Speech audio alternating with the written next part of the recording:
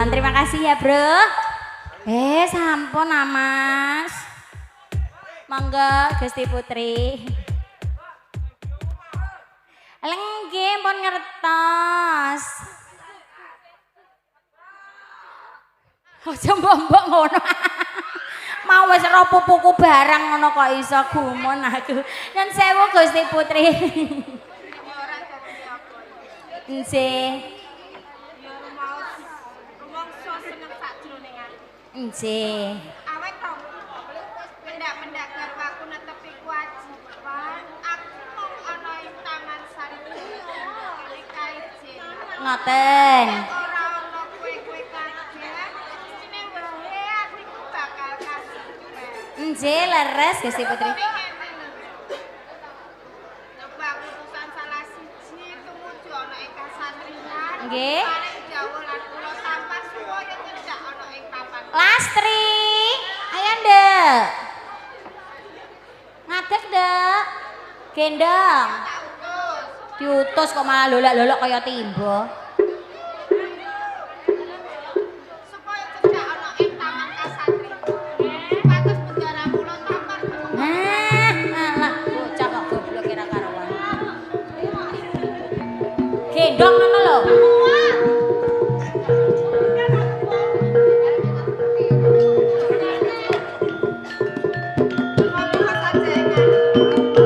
Boten.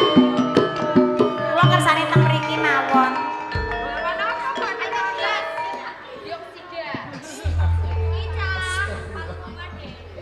Astagfirullahaladzim.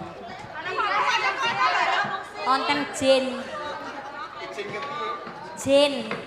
Iki rasa jedak-jedak kali kendaraan. Boten. Kali mengko yen to berat cakupan kendaraan.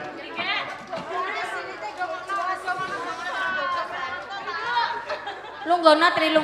Engko ndak ngobos meneh Tri, lunggono. Peksa. Lho.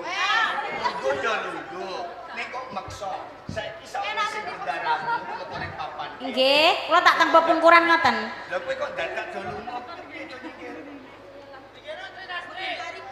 Tri Lasri. Apa sekirane kowe iki di perkara karo aku? Boten jenengan sing gadahi perkara. Sing di perkara? Sik, aja sebelum Pripun? Kondo bloko suto sing ketok gamblang ben aku bisa nampa apa sing dadi kandhangmu. Apa perkarane? Apa kurang blonjo ning papan kene? Boten. Ora apa. Silaite jenengan. Sing bermasalah niku silaite. Wis kene lho yo. Aku tidak peleng langsri. Ngoten nggih. Monggo aja nganti kowe kandha kelawan garwaku Kamas Nagaraja. Yen ula tampan cedak ana ing pengarepan. Nggih, niki ula tampan. Boten ula lho. Ula lho kok kowe apa lho ya? Kowe iki wis sebrono lho. Asma Kinarya Japa. Lah iki ngono aku wis dikeki tetenger ora ono wong tampan dadak ngono. Apa kowe ora samburakake karo ngono? Yen kaya ngono tak pareng karo wong.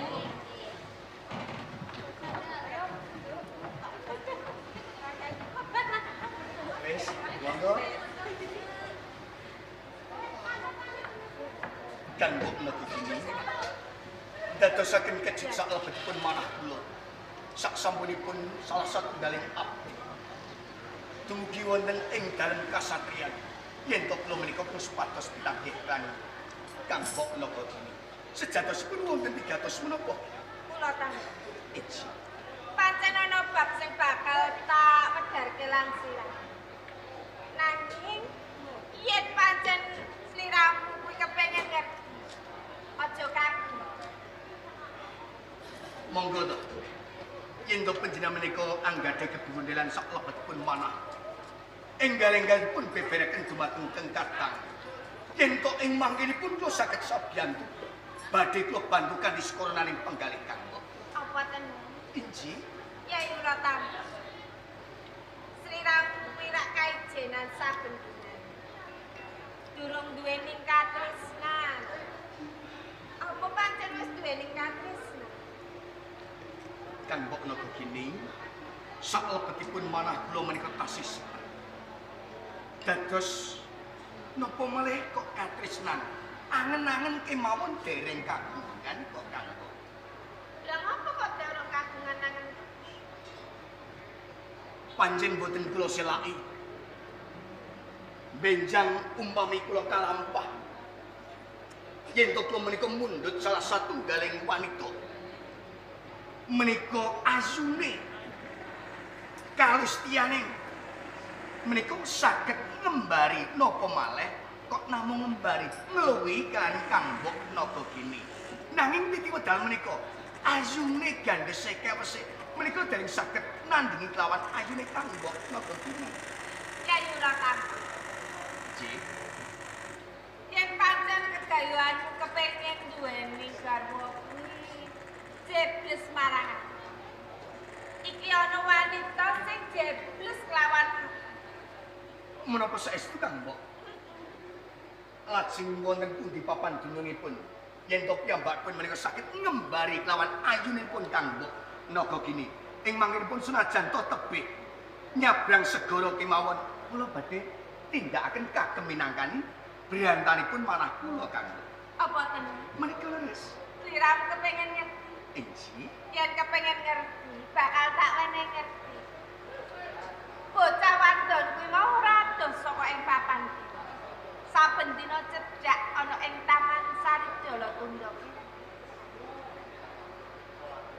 wonten wewengkon Sumur Jala Tunda. Lajeng sinten nika Kang Mbok?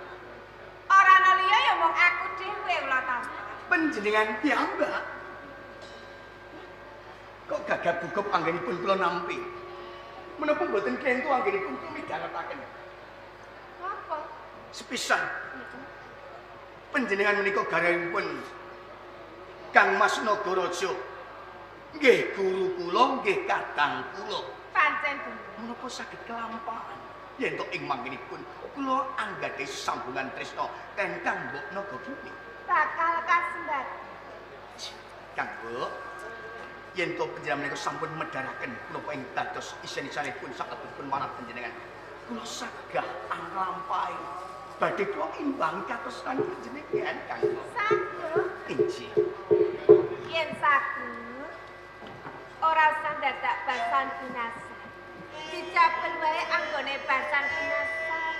Yen menraket anggone sambung katresnan aku lan sliramu. Ya.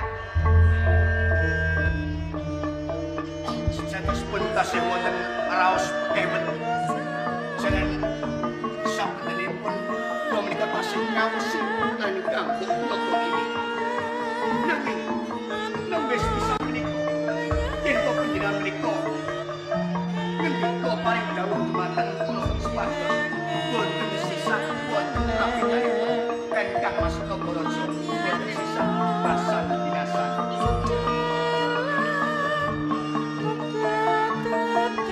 Ya sing nopo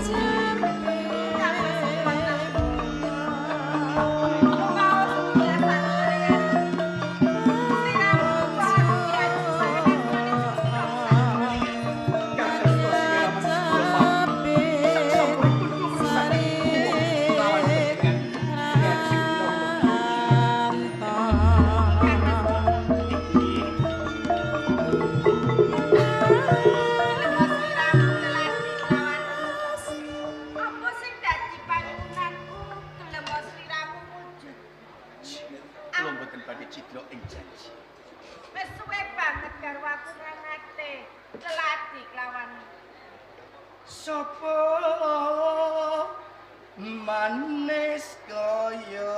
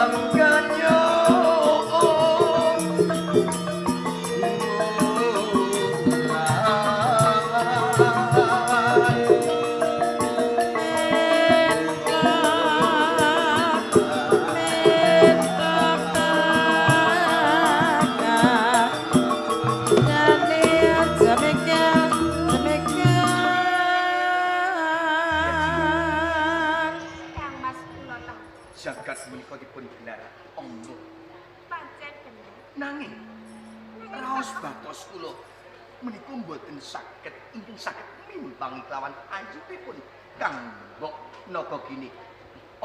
Klendu-klendu diajeng Nagagini. Jalan menapa? Widodari Subrapa ngejawan tah tumurun ing Anarcapada. Menika ayunipun mboten saged mimbang kelawan diajeng Nagagini lho. Kang Mas Sultan. Inggih. Yen pancen tresnamu kuwi tulus lair tandesing batin lawan.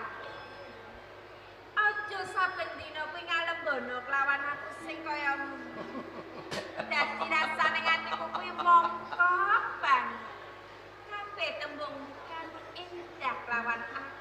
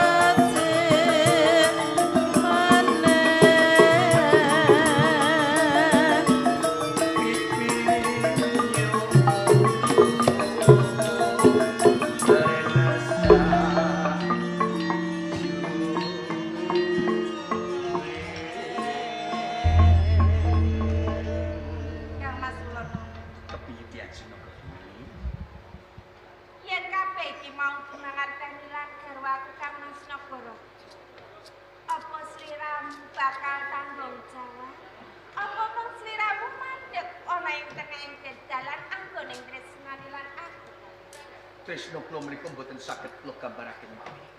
Namung setunggal. Apa? Diajeng Nagagini senajan tok ageng bebendunipun ing benjangipun kula saged nglampahi nanging ing baken kula saged dedaupan sesandingan kelawan Diajeng Nagagini. Kang Mas Sultan. Inggih. Sing tak jaluk ya kaya ngono. Muga wae aku lan sliramu bisa langgeng anggoning urip bebraya. Lan ora ana pepalang apa wae anggone sambung katresnan antaraning aku lan sliramu. Diajeng Nagagini Kepiye Kang Mas? kagem mujudke rasa tresnaku.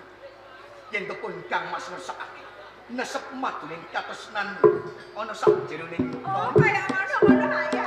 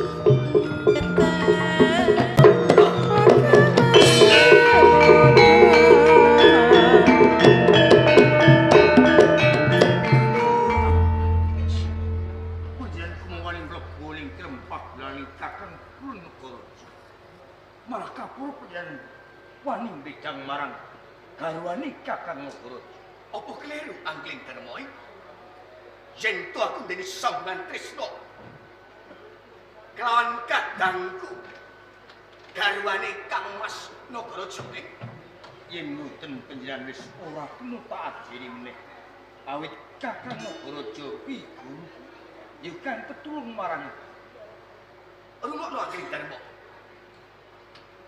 wong keplok kimono tak ibaratake bisa muni kudune tangan loro sengara lamun yen to tangan siji iki pun bisa muni dadi nggonku wis sambungan tresna kan kanggo Nagakini siji lan sijine dening rasa tresna dadi bojo ngluputi kawanan merga sing miwiti dudu ula tampar nanging uga kanggo Nagakini ngimbangi kawan katresnan pawatan kados punapa kemawon panjenengan tetep lepat miluh Kakang kula tampar menawi saged kula mutake kula alus dhateng jenengan kula aturaken dhateng Kakang kula Nagaraja Angling Darma kula kowe ora usah dadak melu cantuk laung iki mono karo perkaraku kawan kanggo Nagakini yen to aku dening rasa tresna tresnaku ora bisa ana pawis sing bal misake kejaba mung Gusti kang akeh jagat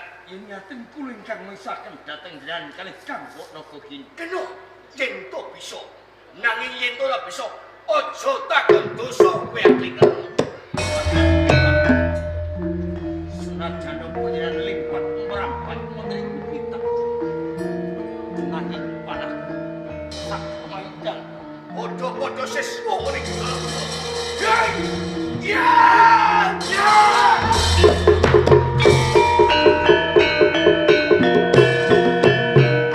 Kayak Angling Darma.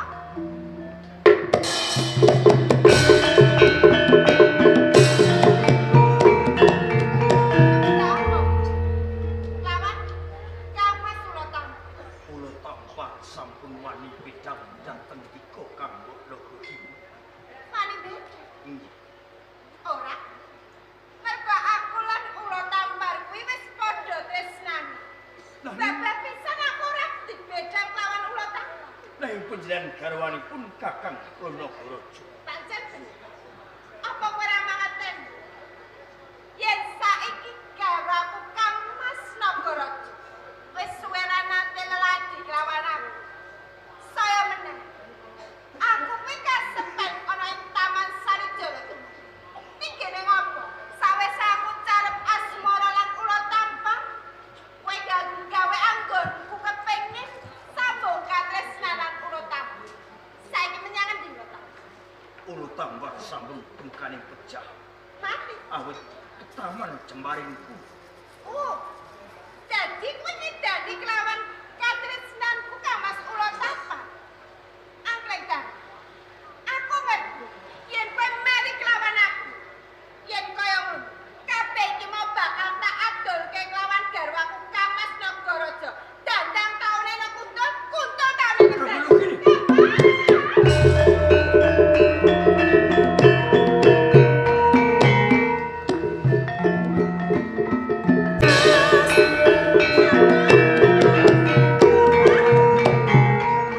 arwaning pun Kakang Nagakini yai Kang Mas Nagaraja. kepiye Kula badhe matur wonten ngersa panjenengan Kang Mas. enggal matura bloko marang pun Kakang yai Nek kula menika ade menawi kula matur wonten ngersa panjenengan. ora sah sangga runggi nggonmu kandha enggal-enggal blakake yen ana jroning atimu bloko wae marang pun Kakang Niki bab ati Kang Mas. oh Menapa panjenengan badhe duka kaliyan kula menawi kula matur bloko wonten ngersa panjenengan? ora ing mengkone aku ora bakal duka marang sliramu yai Menawi kados ngaten, kula badhe matur. Ingkang kadang panjenengan boten wonten sanes namung Yaya Angkleng Darma. Yai Angkleng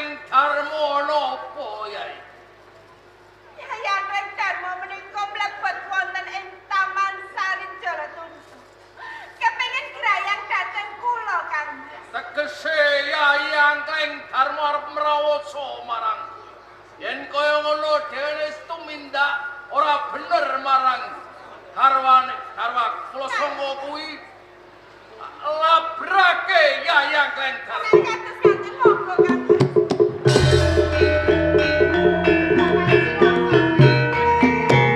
Nek wis ngatoni ngatiku, kowe mateni kelawan gak. Nek tresnaku ya ora tampak.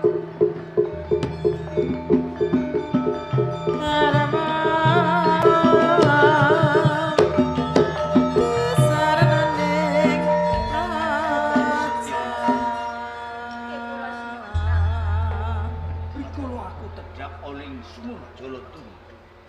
Kepengin ketemu marang Kakang Begawan Nagaraja. Dumadakan kang mancing oning sakjroning taman dudu Kakang Nagaraja. Satemah kula tampak. Dheweke wancarem marang Kang Mbok Nagagiri. Rasane ngatiku prasasat kaya dene diris-iris awit kuwi garwane Kakang Begawan Nagaraja. Satemah kula tampak tak larak oning satengah alas campur. Kula tampar mati saka jemaring.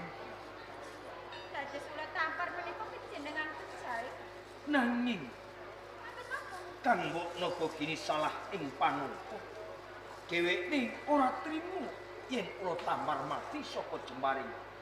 Satemah dheweke wadul marang Kakang Begawan Nagaraja kuntul dikandhakake dandang-dandang diaturake.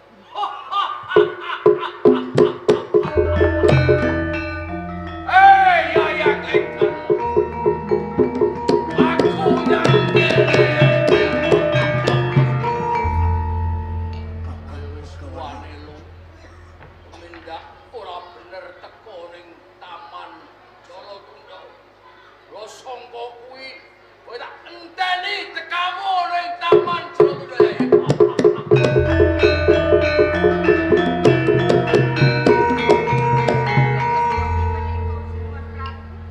Dajeng Setyawati.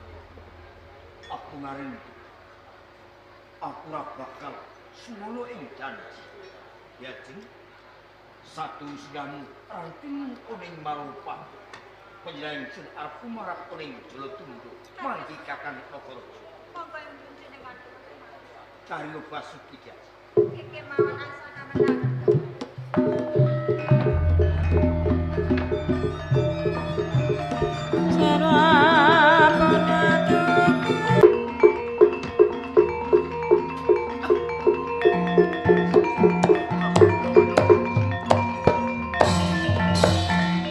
Kiai kadangipun Kakang ya. Bidara punapa ingkang badhe paringaken dhateng kula. Ngantos panjenengan rantus kula wonten ing Jala Tunggu. Sak tenane kowe ra ndarbeni kaluputan. Kabeh sing dilakoni bojoku naga kini aku ngerti kok Yai. Ingaten matur nuwun Kakang Begawan Nagaraja. Lajeng wonten wigatos punapa ngantos panjenengan ngrawakaken dhateng kula wonten ing papan. Sawising kowe sabela marang pun Kakang.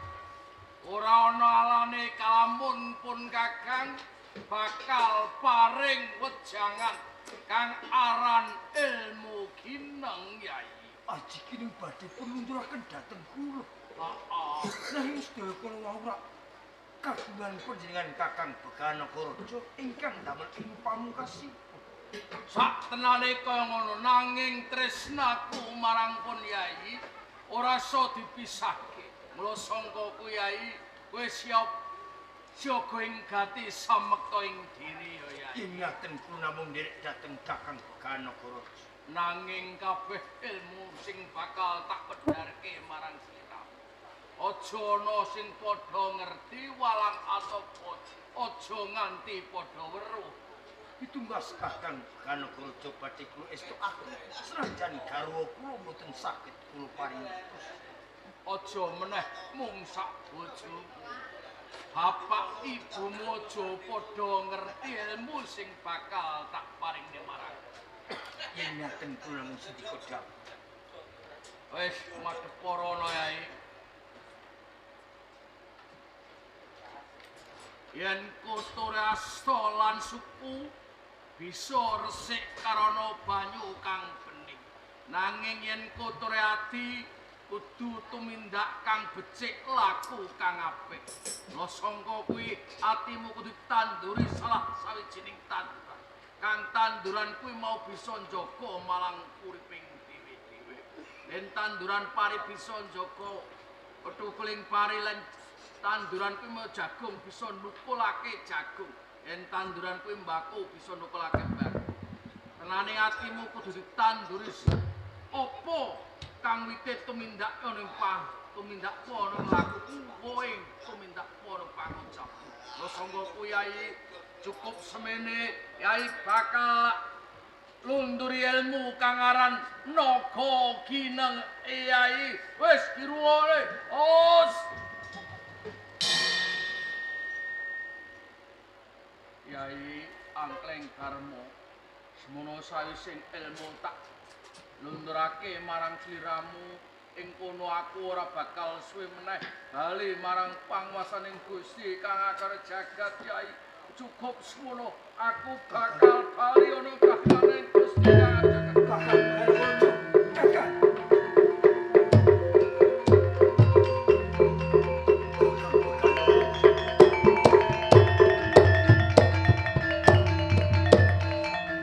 Aji giling kang wis mancing ana ing jiwa lan raga. Kang bisa pidanget opo kang ditindakake marang putu-putu walang atok. Muga-muga ndadekake jayaning Malopati lumeber dhateng keluarganipun Bapa Mintar. Sekalian lan saha nuwuhaken kararjan, karayon, keslamitan lan rejeki ingkang lumintu. Purnaning pawiwahan sugeng pepanggihan ing cariyos candhakipun. Suwawi